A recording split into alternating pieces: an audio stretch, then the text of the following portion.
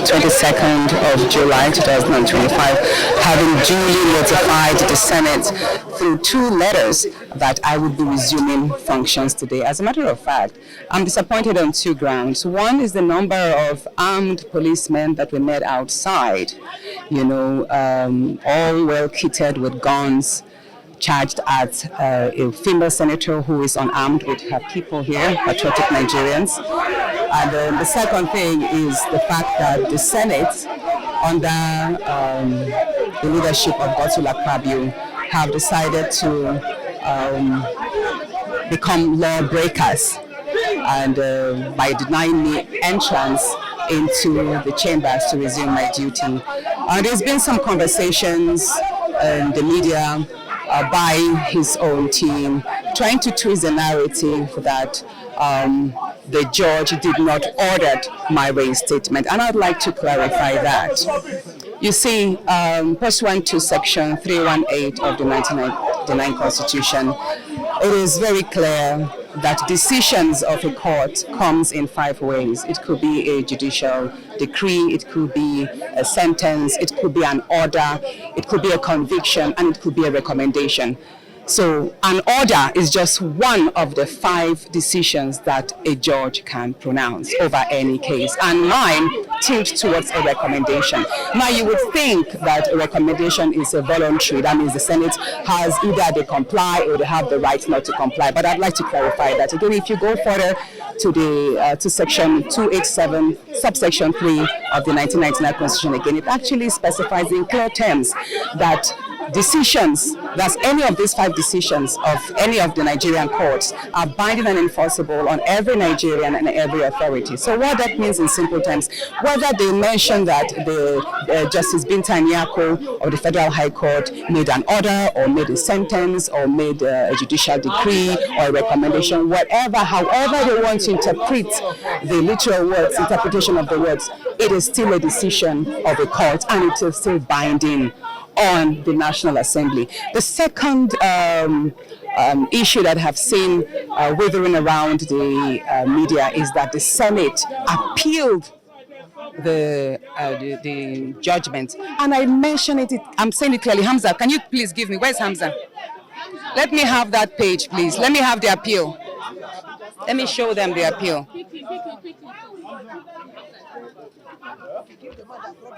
Now, this is the appeal that was initiated last week against Justice Binta Nyako's judgment. It is clear that it is not the National Assembly, neither it is the Senate that appealed the judgment. It's Akpabio himself. Read it. The President of the Senate of the Federal Republic of Nigeria, Senator Godswill Akpabio, he is the only appellant. The National Assembly has not appealed that judgment. The Senate has not appealed the judgment. The Committee on Ethics has not, that suspended me wrongly, has not appealed the judgment. As a matter of fact, Senator Akpabio joined the clerk of the National Assembly, the entire Senate, and the chairman Committee on Ethics as joint respondents to the case. That means Akpabio has taken the National Assembly and the Senate and the clerk and the committee to court as well. Do you understand? That must be clarified. So there is no reason whatsoever, contrary to the publications I read yesterday, that I should not resume today because the Senate has appealed my suspension judgment, and that's wrong. The Senate did not. Your own appealed judgment. No, what I appealed, there's the contempt, and that is separate. The judgment came in 2 parts. One was to address the contempt, which is based on the satirical letter which I made, or the satirical apology letter which I made on Facebook, which the judge thought it wise in her own stride that amounts to contempt. But I'm saying clearly that does not amount to contempt of her court, because before Justice Binta Nyako was not the matter of sexual harassment or the matter of suspension.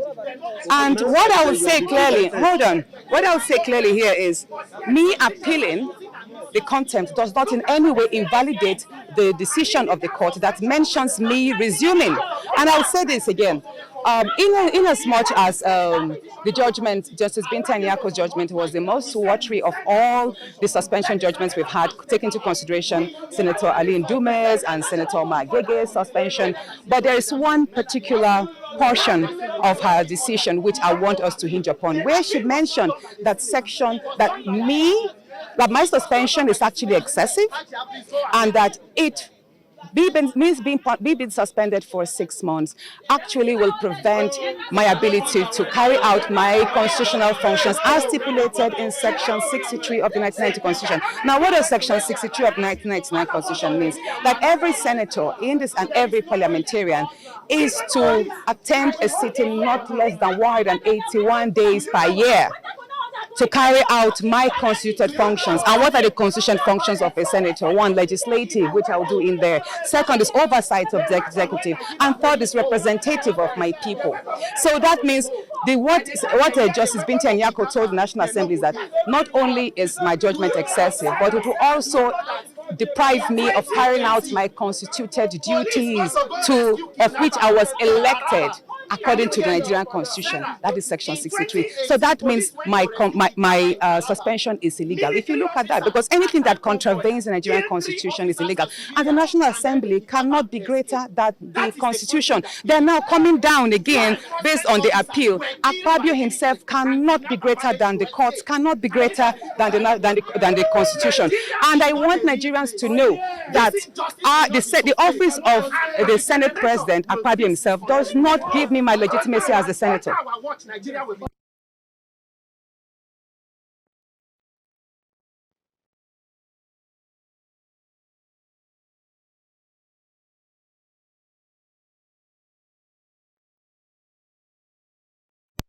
'23 election. So me being well, of course see,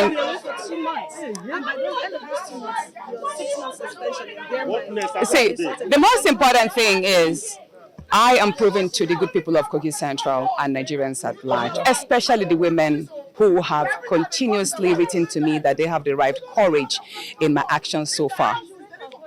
Now, the fact that I've been denied entrance is a statement being made. Our narratives are being shaped, history is being formed and shaped, and policies, again, all of this work together through intentional actions like we have done today. It's on record that the National Assembly under Akpabio has decided to be in contempt of the court's decisions.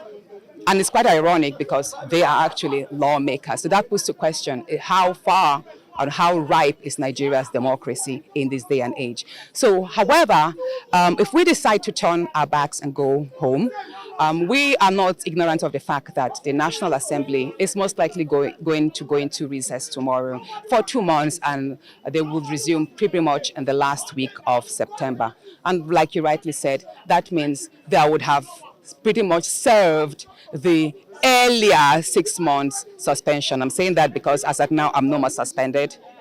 And there's something very important I would like to say. Even the suspension ab initio was fraudulent because the document that recommended my suspension was not attested to by the senators, the members of the committee. It was just an attendance sheet that was photocopied as their signatures. And if we are to go through that, that means ab initio from the onset, the suspension is wrong because the documents, the recommendation itself was faulty. So that's having mentioned that. Going forward, I'm going to have a meeting with my legal team, and then most likely they will have to probably proceed to the appellate court to seek interpretations of what has just happened, because we are law-abiding citizens. Everyone here who has accompanied me, you can see no one is unruly, even though some have vehemently decided to express their dissatisfaction with the system. I am a law-abiding citizen, and it is very important I do mention, and Nigerians should know that even though we do have 2 federal government criminal cases against me, they are on criminal defamation simply because I spoke up on the threat to life. And everybody has a right to speak up on their threat to life. And Nigerians should know that I am not facing charges of corruption, I'm not facing charges of embezzlement, I'm not facing charges of drug abuse, and neither am I facing charges of murder. And it's ironic that the people who are actually testifying as witnesses in the 2 federal government cases have cases at EFCC, have files at EFCC on record that they have actually embezzled state funds running into billions. So it's really, let me say this, it's very important I do mention the flip of our judicial system, the flip of how institutions are being utilized to oppress people who are innocent. If this is a country that if Nigeria works, if our institutions are truly independent and strengthened, then there's no reason why some of these fellows who sit there as senators should even be in the Senate in the first place. They should actually be behind bars, and I'm saying that. And I do pray and hope that it is by my actions today and by voices of Nigerians all around, whether in the country or in diaspora, that we speak up and ensure that this injustice that is being meted against me, this persecution meted against me will not stand, so that their daughters will not suffer, so that their wives will not suffer simply because they spoke up against sexual harassment. And I'm sorry I have to mention this, because you see, people have wondered, Natasha, how come there's so much hate? How come you were suspended for 6 months?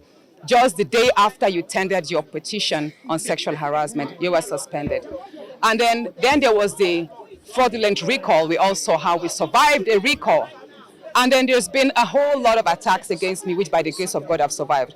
And whenever people ask me, Natasha, why is there so much hate from the Senate President against you? Why is that the institutions have turned against you, even though, by and large, you are pretty much one of the fairest senators or politicians in Nigeria? And I tell them, this is just an iceberg of what I have had to suffer and endure in the Senate under Akpabio's leadership for the last 1 year.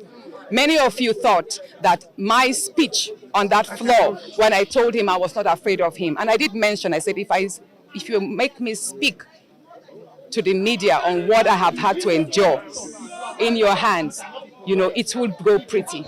And that's to let Nigerians know that that outburst I had on the floor was just a compilation of so many wrongs that Akpabio has meted against me.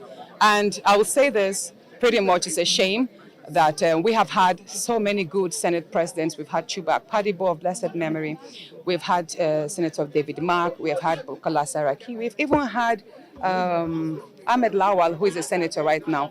And I'd say this pretty much is the worst assembly Nigeria has ever had. And I hope we will not have to suffer this anymore, because it tells a lot on the individual. And I've said this before and I'm saying it again. The Senate President, Godswill Akpabio, runs the Nigerian Senate as if it's the third-term governor of Akwa Ibom. Many senators are afraid. You've all seen what happened. You are not allowed to speak. When you try to speak or air your views on certain issues that are critical, you get shut down if it does not conform with what he wants.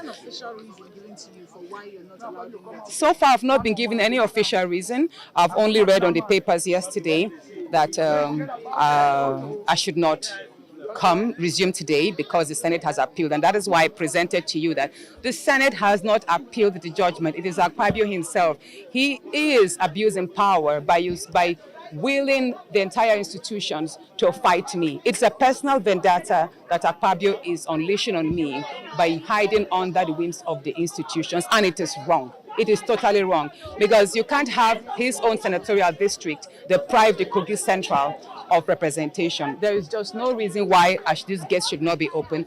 But by and large, considering the fact that the Senate is vacating tomorrow, whenever they deem it fit to resume, we would resume as well. So what matters most is all the pressures and all the calls of me apologizing for no wrong that I did. I have refused to do that. So if it means staying the entire 6 months for an unjust suspension, which I'm repeating again, has been quashed by the courts, so be it. I have pretty much been busy with my constituents on the brighter side. You've all seen, we've been carrying out a lot of projects in the past few months.